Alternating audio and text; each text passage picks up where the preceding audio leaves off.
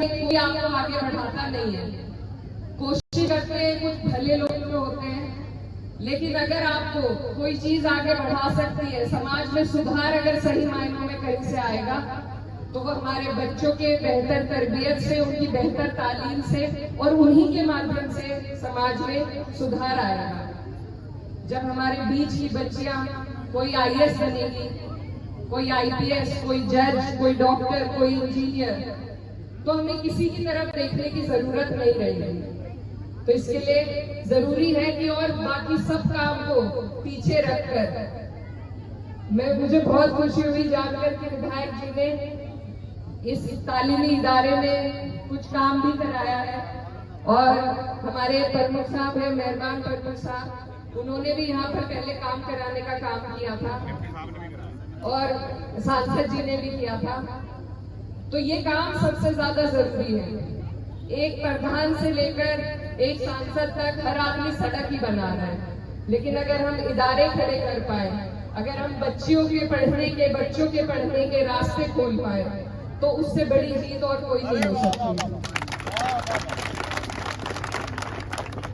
आप सब जिम्मेदार लोग क्षेत्र के यहाँ पर मौजूद हैं और मुझे बहुत अच्छा लगा कि आप लोग यहाँ इस जरूरी काम के लिए इकट्ठा हुए।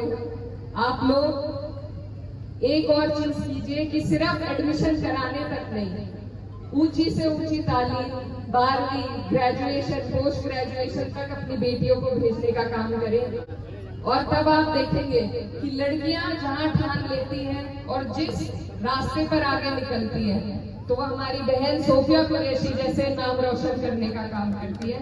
मुझे पूरी उम्मीद है कि अगर हम सब मिलकर अपनी बहनों को यहाँ से आगे बढ़ाएंगे तो वो भी इसी तरीके से अपने इलाके का, अपने क्षेत्र का, अपने घर, परिवार, गांव का नाम रोशन करने का काम करेंगे।